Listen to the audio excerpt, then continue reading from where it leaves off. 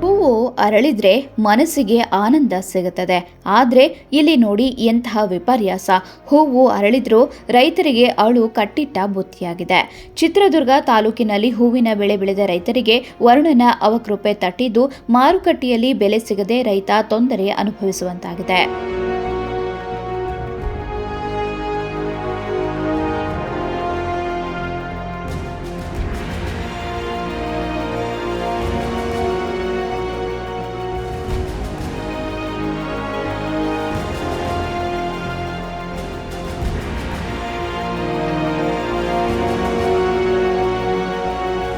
ಚಿತ್ರದುರ್ಗ ತಾಲೂಕಿನ ಹುಣಸೇಕಟ್ಟೆ ಸೇರಿದಂತೆ ಸುತ್ತಮುತ್ತಲಿನ ಗ್ರಾಮದಲ್ಲಿ ಸೇವಂತಿ, ಸಿಂಥೆಲ್, ಗಲಾಟ, ಚಾಂದನಿ ಸೇರಿದಂತೆ ಹಲವು ಬಗೆಯ ಹೂಗಳನ್ನು ಬೆಳೆಯುತ್ತಾರೆ.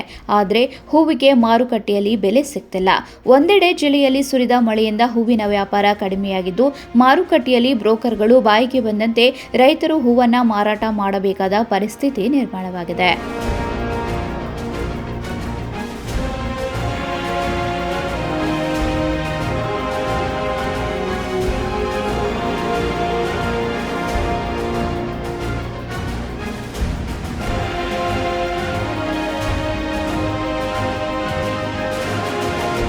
ಹೂವು ಕಟಾವಿಗೆ ದಿನಕ್ಕೆ ಒಬ್ಬರಿಗೆ 450 ರೂಪಾಯಿ ಕೂಲಿ ಕೊಡಬೇಕಾಗುತ್ತದೆ. ಜೊತೆಗೆ ಸಾಗಣೆ ವೆಚ್ಚ, ಕಮಿಷನ್ ಭರಿಸಬೇಕಾಗುತ್ತದೆ.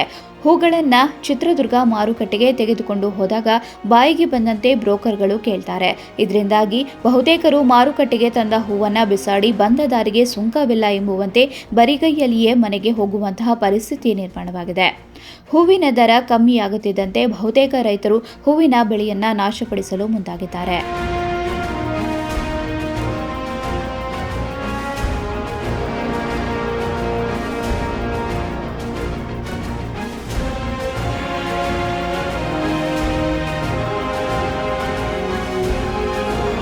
ಒಂದೆಡೆ ಸಾವಿರಾರು ರೂಪಾಯಿ ಖರ್ಚು ಮಾಡಿ ರೈತರು ಬೆಳೆ ಬೆಳೆದರೆ ಮತ್ತೊಂದೆಡೆ ದರ ಇಲ್ಲದೆ ಅನ್ನದಾತನ ಗಾಯದ ಮೇಲೆ ಬರೆ ಎಳೆದಂತಾಗಿದೆ. ಪ್ರತಿನಿತ್ಯ ಮಾರುಕಟ್ಟೆಗೆ ವಿವಿಧ ಹಳ್ಳಿಗಳಿಂದ ನೂರಾರು ರೈತರು ವಿವಿಧ ತರಹೇವಾರಿ ಹೂಗಳನ್ನು ತಂದು ಮಾರಾಟ ಮಾಡ್ತಾರೆ. ಜಿಲ್ಲೆಯಲ್ಲಿ ಕಳೆದ 4-5 ದಿನಗಳಿಂದ ಸುರಿಯುತ್ತಿರುವ ಮಳೆ ಹಾಗೂ ಮೋಡ ಕವಿದ ವಾತಾವರಣದಿಂದಾಗಿ ಹೂವಿನ ದರ ಕಮ್ಮಿಯಾಗಿದೆ.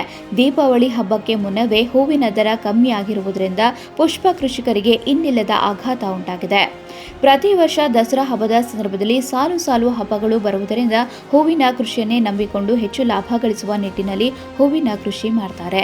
ಆದರೆ ಪುಷ್ಪದರ ಇಳಿಕೆಯು ರೈತರನ್ನ ಸಾಲದ ಸುಳಿಗೆ ಸಿಲುಕಿಸಿದೆ.